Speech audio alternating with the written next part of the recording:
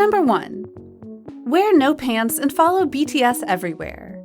Talking about Sasaeng fans who have no shame and dare to embarrass themselves just to draw some attention from idols, no one could ever forget the no pants girl. Of course, she didn't get to impress anyone because, seriously, why care about a stalker? Still, she was there with innocent hope that she could steal the heart of BTS just by dressing ridiculously and approaching them in proximity. For those who haven't heard about the story that could immediately give you secondhand embarrassment, then let me turn back the time for you. On January 14, 2019, this girl was seen stepping out of the VIP airport gate close to that of BTS. Seemingly, she had been on the same plane with them before continuing the stalking journey from the time they got off the plane. As BTS appeared, she immediately walked closer to V and Jungkook, in an outfit that at first sight you might think she indeed wore no pants at all, because the pants were too short. You see how her outfit looks from this angle? I'm getting secondhand embarrassment right now. Oh, and do you see a slight frown of annoyance on V's face? He must have been trying super hard to keep calm and pretend there wasn't a no-pants human walking right beside him. When the video of her approaching BTS went viral online, instead of feeling embarrassed or something, the girl slapped back at rational people, saying that at least she made Jungkook happy. Netizens were even angrier to find out that this wasn't the first time this girl stalked BTS. Also around January of 2019, some old photos were dug up to show that this no-pants Sasaeng once dressed up sexy despite the freezing weather, but luckily with a longer skirt, just to have a catwalk at the airport for Jungkook. Maybe she was thinking in her head that everyone must be jealous of how close she was to Jungkook, but obviously, she couldn't see how cringe and pitiful people were feeling for her. Why need to be so desperate to reach something that will forever be out of your reach? Right when people thought that Catwalk Girl had gone back to the righteous route, after not hearing from her for around half a year, that's also when she made a big comeback with the no pants thing. She even created an Instagram account called Starheron, dedicated to posting private pictures of BTS. It was also on this account that she showed how proud and excited she had been when being able to follow BTS to literally corners of the world. However, this whole thing wasn't known by many until a YouTuber posted a video exposing all the media this girl published. Here, the no pants Sasaeng was seen literally standing right in front of Jungkook, and also had some really close pictures of Jimin. Not only that, she also bragged about the achievements of managing to book a hotel room right next to V and Jungkook to take pictures of the pair. The funny thing was that while this Sasaeng was said to be put on the blacklist by BTS's management agency, no staff seemed to know when she still followed the boys everywhere like that.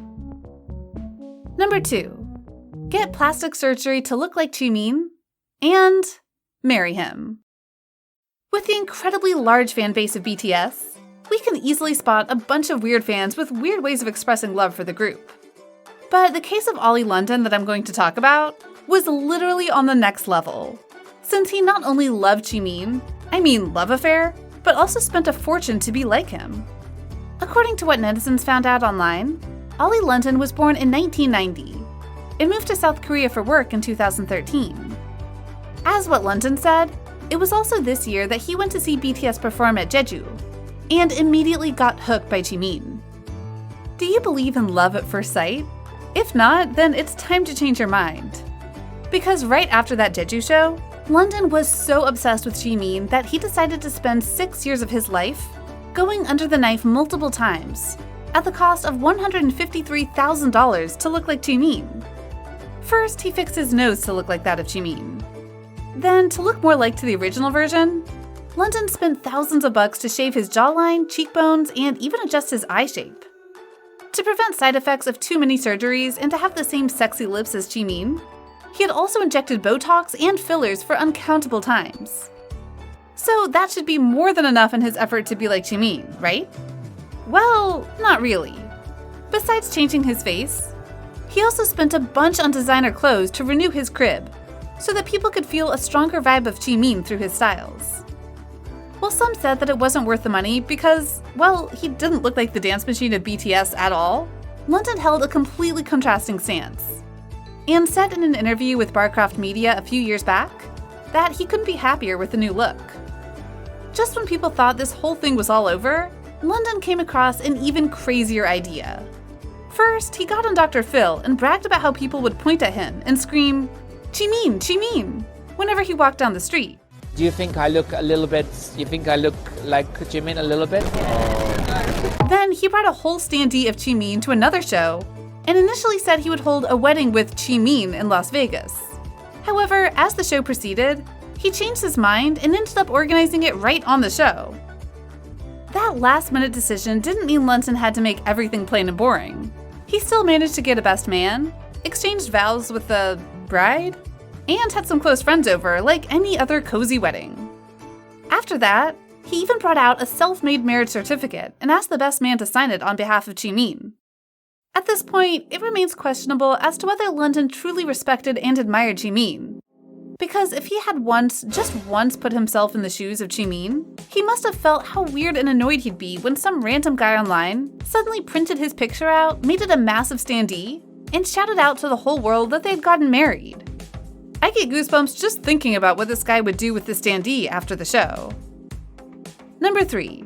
Say dirty things to Suho and send him an erotic letter. Somehow, members of boy groups always have to suffer from some real shamelessness and perverted Sasaeng fans right in public.